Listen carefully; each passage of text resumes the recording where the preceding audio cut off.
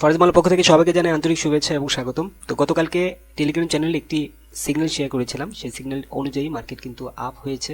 দেখুন সিগন্যালটি এখন আমি একটু দেখাই আপনাদেরকে। এখানে গোল্ড সেল এন্ট্রি ছিল, সেল এন্ট্রি, এবং আমি এখানে প্রফিটও করেছি।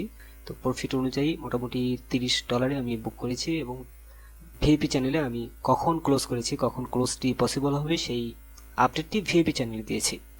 তো এই সিগন্যাল অনুযায়ী অনেকেই প্রফিট করেছে, আমার নিজেরও প্রফিট হয়েছে, বাট আমি অনেক কম এন্ট্রি নিয়েছি, কারণ আমি কালকে জানতাম যে মার্কেট যে ব্রেকআউট হবে, যে লেভেলটা ছিল সেই লেভেলে ব্রেকআউট হবে, সেটি অলরেডি ব্রেকআউট করেছে মার্কেট।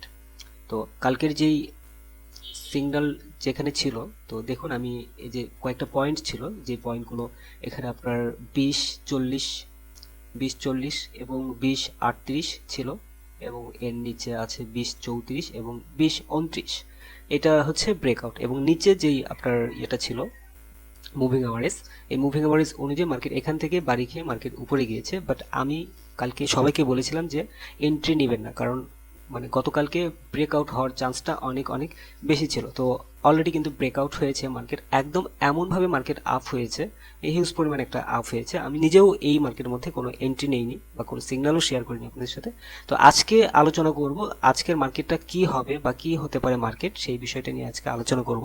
তো দেখুন এখন বর্তমানে যেই অবস্থানটা আছে মার্কেট, সেই অনুযায়ী এই মার্কেট একটা লেভেল তৈরি হয়েছে, এখানে একটা এখন কিন্তু এখানে একটা সাপোর্ট তৈরি হয়েছে। যেমন ধরুন এখানে হচ্ছে 20-38 একটা সাপোর্ট ধরেছে, মানে যেটা রেজিস্ট্যান্স ছিল ওইটাই এখন এখান থেকে সাপোর্ট আকারে তৈরি হয়েছে। তো এখান থেকে এই পর্যন্ত হয়তো যাবে, এটা 20-37 পর্যন্ত এখান থেকে সাপোর্ট ধরা যায়। আর এখানে আরেকটা বিষয় আছে, সেটি হচ্ছে এই মার্কেট কিন্তু এই যে এখানে আপনার 20-42, তো 20-42 ভাঙার চান্সটা একটু আছে। 20-42 থেকে মার্কেট একটু ডাউনে আসবে, দেন মার্কেট এখান থেকে আবার ব্যাক করবে।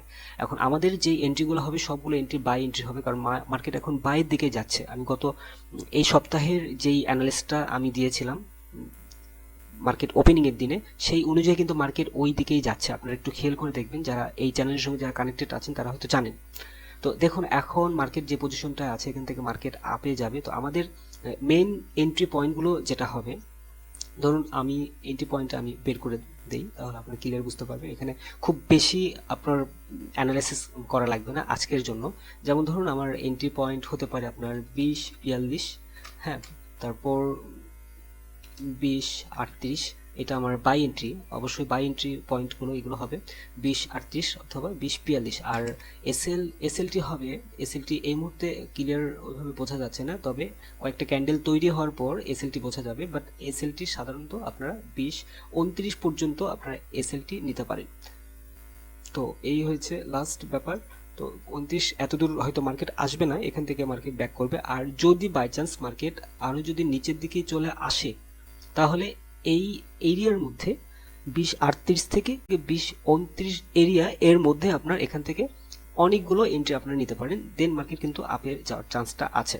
আর আমি একটি ইন্ডিকেটর আপনাদের সাথে শেয়ার করেছিলাম, যে ইন্ডিকেটর অনুযায়ী মার্কেট কিন্তু অলরেডি আপ হয়েছে। এটি কিন্তু দেখুন এখন পর্যন্ত কিন্তু আমাদের বাই এন্ট্রি কিন্তু ধরে রেখেছে এখানে। তো এই যে বাই যে সিগন্যালটা দিয়ে রেখেছে, সেই অনুযায়ী কিন্তু মার্কেট একদম বাই যাচ্ছে।